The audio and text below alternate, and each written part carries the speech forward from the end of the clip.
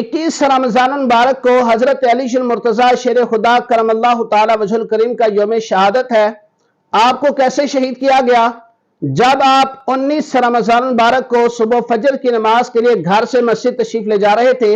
اور راستے میں لوگوں کو نماز کے لیے جگا رہے تھے، الصلاۃ الصلاۃ کی صدا لگا رہے تھے، تو ایک بدبخت شخص جس کا نام عبد الرحمن ابن ملجم تھا،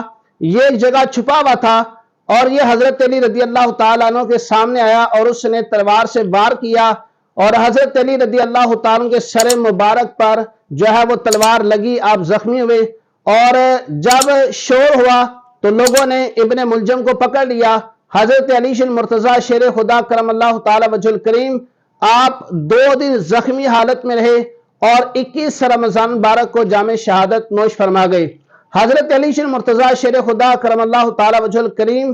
آپ کی نماز جنازہ آپ کے بیٹے امام حسن نے پڑھائی، اور جس وقت آپ شہید ہوئے آپ کی عمر مبارک 63 سال تھی، اور حضرت علی المرتضی شیر خدا مسلمانوں کے امیر خلیفۃ المسلمین 4 سال اور کم و بیش 8 ماہ تک مسلمانوں کے خلیفہ رہے، امیر المؤمنین آپ رہے۔ اور حضرت علی المرتضی شیر خدا کرم اللہ تعالی وجہ الکریم کی شان میں نبی پاک علیہ السلام کی بے شمار احادیث مبارکہ ہے، جس میں سے ایک حدیث یہ ہے کہ نبی پاک علیہ السلام نے فرمایا کہ علی کو دیکھنا بھی عبادت ہے۔ اور حضرت علی المرتضی شیر خدا کرم اللہ تعالی وجہ الکریم کی کنیت تھی ابو تراب۔ ابو تراب کا مطلب ہے مٹی والے۔ اب نبی پاک علیہ السلام نے یہ کنیت عطا فرمائی، اور کیسے عطا فرمائی کہ ایک مرتبہ حضرت علی المرتضی شیر خدا کرم اللہ تعالی وجہ الکریم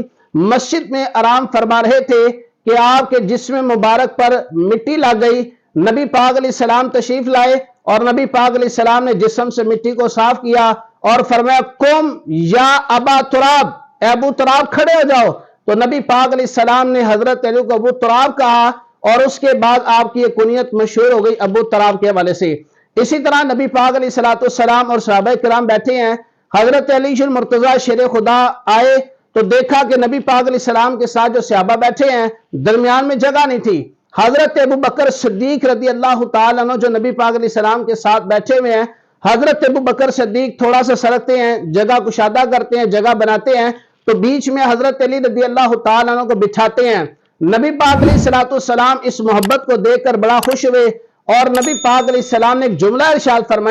فرمایا اہل فضل کی فضیلت کو اہل فضل ہی جانتے ہیں۔ مطلب یہ ہے کہ حضرت ابو بکر صدیق بھی فضیلت والے ہیں اور حضرت علی رضی اللہ تعالی عنہ بھی فضیلت والے ہیں، اور فضیلت والا ہی فضیلت والے کی شان کو سمجھ سکتا ہے، جان سکتا ہے۔ اسی طرح حضرت علی المرتضی شیر خدا کرم اللہ تعالی وجہ الکریم آپ حضرت عمر فاروق اعظم رضی اللہ تعالیٰ کے دور میں جب عمر فاروق اعظم نے ایک کسی معاملے کا فیصلہ فرمایا تو حضرت علی رضی اللہ تعالیٰ عنہ نے حضرت عمر فاروق اعظم کی توجہ دلائی نبی پاک علیہ السلام کے فرمان کی طرف، تو حضرت عمر فاروق اعظم رضی اللہ تعالیٰ عنہ نے فرمایا کہ لولا علی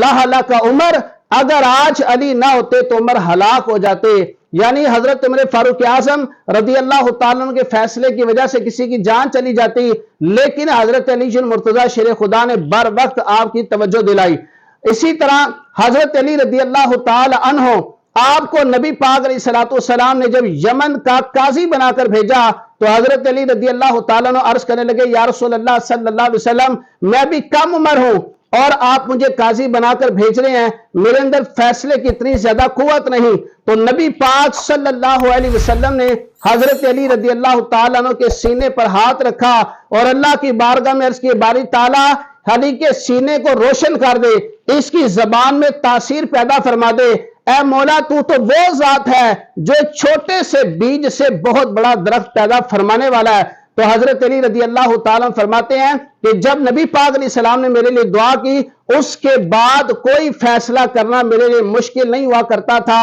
اور نہ ہی کسی فیصلے کو کرنے میں مجھے کوئی شک شبہ یا تردد ہوا۔ تو حضرت علی رضی اللہ تعالیٰ عنہ ان کی سخاوت، ان کی شجاعت، ان کی عبادت، ان کا علم ہر چیز میں بے مثل اور بے مثال تھے۔ اور کسی نے کیا خوب کہا کہ شاہ مرداں شیر یزداں قوت پروردگار، لا فتح الا علی لا سیف الا ذوالفقار۔